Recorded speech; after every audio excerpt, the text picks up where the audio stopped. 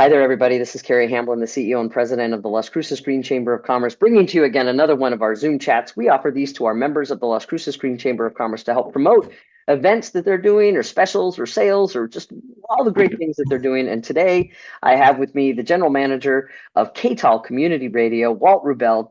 Walt, it is good to see you again. You've had a busy, busy month so far. We have. We're just coming off the Teresa Taduri concert, and that went very well. Thanks for your help in getting the word out on that. And we are stepping right into it with our 8th anniversary celebration is coming up this Saturday.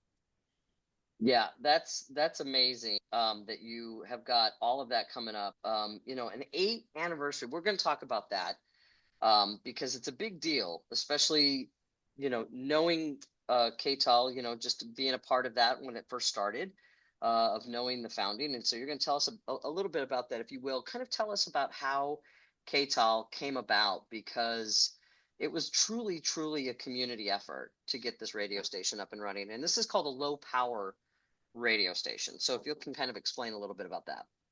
Yeah, correct. People are always kind of mixing us up with NPR and PBS, which are kind of the big kids.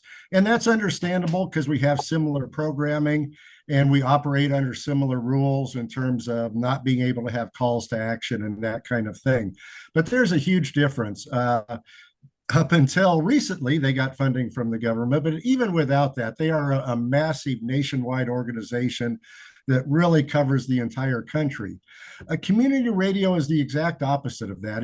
I think the concept came around about 15, 20 years ago, and the idea was that we needed to get more local voices so that this wasn't a time when commercial radio, like newspapers that I'm more aware of, but it was all getting gobbled up by the conglomerates.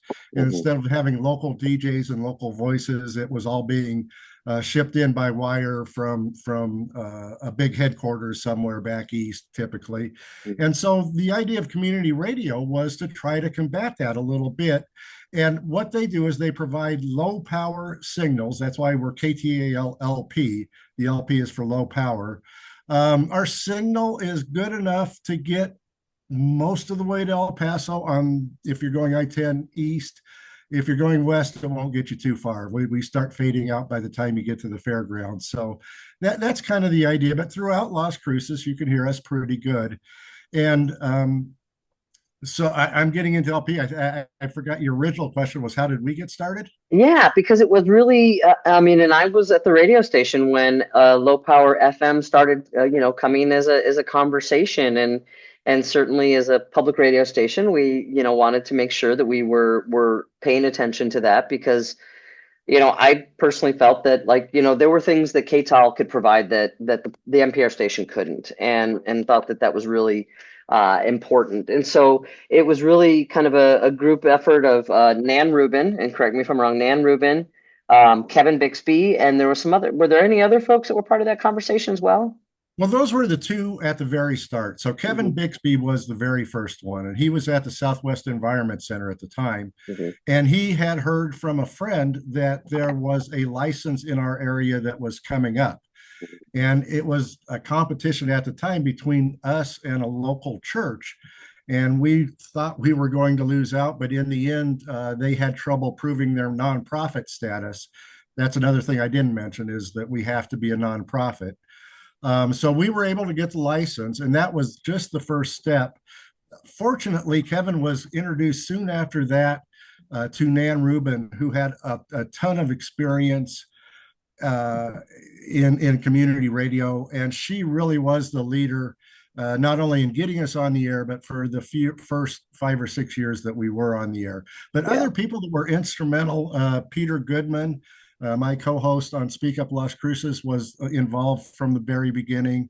Bruce Ernst was involved from the very beginning, and I think it was his music that we ended up filling Radio DJ with all of Bruce's music. Boy, there are others that I'm forgetting about. But one of the things I did want to mention was Peter. I was talking about with Peter the other day, and I remember it because I was at the Sun News, and I knew Peter because he was writing a column. So I was kind of following it all the way through. And there were a lot of fits and starts. I mean, it was Yeah. not smooth sailing from beginning to end. And by the time they got to July 26th, there was still a big split among the main people, the board. There was a big contingent that felt like we needed to hold off until we had more money in the bank and we had more financial security. But Peter and that group were arguing, let's take the plunge. And we Hmm. did. And I think Hmm. that was the right decision. But then that's how we came to be. Yeah, and when you had mentioned earlier about call to action, a lot of folks may not know is that a call to action is like buy now or this sale is going on, and so there is certain language that has to be used in what we call underwriting messages Yes. that can include a call to action. So that makes you a non-commercial radio station, and that's really important. And I think a lot of people would much rather hear an underwriting statement rather than a heavily produced commercial that just kind of gets overboard with bells and whistles and just tell me what I need to know, right? And I think a No, lot of people really wanted that. I completely agree with that. Not only can we not have calls to action, but we can't have things like best in town, comparisons, any of those traditional buzzwords that they teach you to make sure you get in there when you go to ad school. We can't have any of those, but it's all informative. And a lot of them are just local organizations coming on saying, we support community radio, Right. and here's why. So it is restrictive, but we are very fortunate to have kind of three foundational underwriters in Milagro, Coffee e Espresso, Hmm. Toucan Market, who we were just out there a couple of weeks ago to help them celebrate their 20th I know. anniversary. We did a live broadcast from the market that morning. Oh, It's been a nice. lot of fun. And also Oregon Mountain Solar and Electric. Those are Yeah. our three primary ones, and then we have others as well that we really help us out. And that is probably our primary funding source, but we're always asking for donations and we are always planning a next event. And so that's what we have coming up this Saturday. Well, and I'm going to do a little plug for you because, like, underwriting, especially for small businesses, is really affordable. And it's also reaching a demographic that feels those values are really important. So, supporting locally owned businesses, supporting locally owned broadcasting, or locally focused broadcasting. And so, that's something that I always recommend. And we have a relationship with KTAL where if a member of the Green Chamber wants to underwrite on KTEL, they get a little bit of a discount, and that's our agreement with that. But it's a really efficient and affordable way of getting the word out about your business, and you don't have to have those. The thing is that we always think of that we have to have those call to action items or those big Right. sale or whatever. No, you don't. It's just a cleverly worded statement about what your business does, and I think so. I strongly encourage anybody to look at underwriting at KTAL because I think that's a really it's money well spent. And one of the nice things is you can match the underwriter to the show. So, for example, Hubbard's Music and More, which really takes great pride in supporting local musicians and the local music scene, recently signed on as underwriter for two of our live music shows. Mhm. We've started doing live broadcasts from the farmers market once a month on the third Saturday of every month. And that gives an opportunity to feature local bands on the main stage there. We had Los Vaqueros, not Los Vaqueros, Ghetto Vaqueros, I'm sorry, Mhm. just last Saturday. So they're sponsoring that. And then we also have a new show that is the first Thursday, 9 o'clock on the first 9 o'clock in the evening, the first Thursday of every month, called Local Vibes Live. And Mm. it features interviews with local musicians and performances by local musicians and bands. And so Hubbard's Music and More signed on as an underwriter for both of Yeah. those shows. And it's just a perfect fit for what they Oh do. yeah. Oh yeah. No, and Drew and his crew over there at Hubbard's Music, they've been around for so long and do so much, and you don't see them out in front. You No. always see them behind the scenes, but they're the reason why we can hear events so clearly because of the sound systems that Drew has at Hubbard's Music. And By the so, way, I'm mhm. probably talking out of school here, but I was in there one day talking to him, and he was talking with somebody else about his mom is still trying to plan a concert for her What? birthday. Oh, Barbara, I wouldn't be Yeah. surprised at all. I was just talking about her at lunch today and how Right, she's just such, right. one of those firecrackers that, she's not going to stop. And there's a reason why we think of her as a legend and Oh, really like, absolutely. yeah. Yeah. And so, you talk about the programming though, Walt. And I was looking at the programming, and offline I'm going to chat with you about ways to kind of uplift some of your programs. But I think, there's Democracy Now, there's This Way Out, which I did not realize was still in Yes. production. Travel with Rick Steves. But then you've got, your local programs, and you've also got the national live talk and call-in program that's Spanish speaking audiences and newsmakers. Right. It's called Linea Abierta. Um, and then you've got your local programs like Speak Up Las Cruces, like what you do. Think Again with Randy Harris. What goes into choosing the programming? Because you have an opportunity. It's kind of like, do you do a la carte with your programs, or do you buy a package of like syndicated programs that you can put on the air? We typically go a la carte, I Okay. believe. Hmm. We have like a lot of volunteer groups, we rely heavily on committees for everything, really. Hmm. And when it comes to programming, we have a committee that handles that.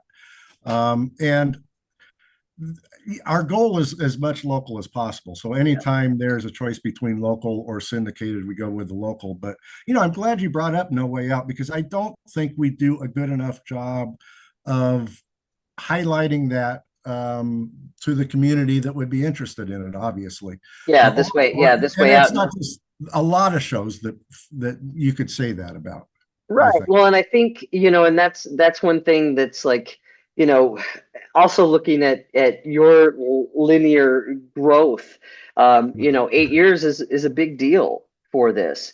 And I think also just, you're trying to focus on making sure that you're financially sustainable. And now you can look at, how can we get the word out about these programs? And I think, there are certainly ways that I've already started thinking about in my head that I'll share with you. But I want to encourage people, like, look at the schedule, because the diversity is there. And it's so good in terms of all the different types. And you've got some like kind of rebroadcasts of shows at different times, because not everybody's going to be able to sit and listen at 3 o'clock every Sunday for a particular show. So I think that's great. And so when I talk about 8 years as we finish up, well, I mean, 8 years is a big deal for a project like this, and really a commitment of love, because your announcers are volunteers, Right. and they're coming in because they love what they're doing and they love being able to be on the radio. And you bring in people from the community. I don't know how many times I've been on KTAL, to talk about the Green Chamber or as a senator. And so, with the 8 year anniversary, what are you planning? Because that's really what's consuming you right now after your successful concert with Teresa Taduri. Right. Well, I'm really excited about this. So we will have all the traditional fundraiser stuff. We'll have food, we'll have beverages, we'll have a silent auction. And then beyond that, we'll have stuff that only a radio station can have. One of the things I'm really excited about is everybody who comes will have a chance to cut their own station ID. You're listening to KTAL LP 101.5 FM in Las Cruces. And so I want to get as many local voices as I can cutting those IDs. So throughout the day, people will be hearing from all of these local voices giving that Yep. station ID. That's one thing. We'll have live broadcasts going on. That's another thing that kind of makes us unique. And we always pull people in, between songs and talk a little, give them a chance to be on the air that way. And Mhm. then the thing that I'm really excited about 5 or 6 months ago, I was walking down the hallway and I noticed these two plaques that had been there forever, that I walked past them a million times and never looked to see what they were. One of them was the Green Chamber of Commerce ribbon cutting. Mhm. The other one was the Las Cruces Community Radio Hall of Fame. I didn't know we had a Hall of Fame. What? Nobody told me we had a. There it is on the plaque. We've got a Hall of Fame. And it had one member, Nan Mhm. Rubel. Obviously, Oh. Nan went to Boston last Mhm. year, and as a tribute to her, which I'm great. I think that's terrific. It's very well deserving, but we can't have a Hall of Fame with one person. Right. I mean, there's a plaque that has room for, I think, 28 names to be engraved on, and we have one. And Hmm. so this year, for what I hope becomes an annual tradition every year for our anniversary, we are going to induct 3 new members into the Las Cruces Community Radio Hall of Fame. That's great.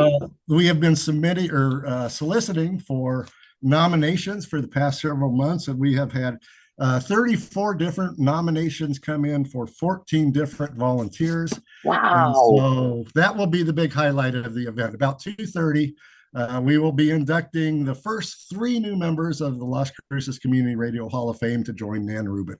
Oh, I love that idea. And that's really a great way of saying thank you to the people who have Yes. made it, so far. That's fantastic. And so if you would like to go and hang out with the KTAL Community Radio folks, on-air folks, and behind-the-scenes folks, well, that's happening this Saturday, July 26th from 1 to 3 o'clock at the radio station, which is at 121 Wyatt Drive. They're over there in the corner. You won't be able to miss it. It has got, KTAL up there, and there will be a lot of people there. And so I am just knowing about being part of that conversation from the beginning, so proud of all the work that everybody has done. And the fact that you've made it to 8 years is a really big deal. And so congratulations to you on that, and to everybody who's made it a success. Thanks so much. Yeah, we're Absolutely. excited. Absolutely. Well, I know that you've got a week. You've still got a couple days left as of this recording to plan that. So I know that you're working on that. But we would love to see you there at the KTAL Community Radio party on Saturday from 1 to 3 o'clock. We'll have all the details above or below, all depending. And if you'd like to do a Zoom chat because you're a member of the Las Cruces Green Chamber of Commerce, you can private message me here and I'll go ahead and respond and we'll set that up. So, Walt, thank you so much. It's always a pleasure to talk to you and see you, especially when it's not at 9 o'clock in the morning, very early for interviews. So best of luck to you, and we will see you soon. Thanks, Gary.